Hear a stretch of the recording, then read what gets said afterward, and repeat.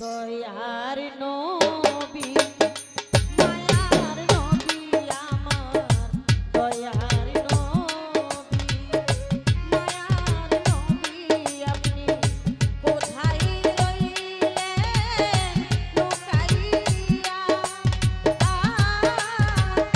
দেখা দেন গো দয়ার নবী একবার আসিয়া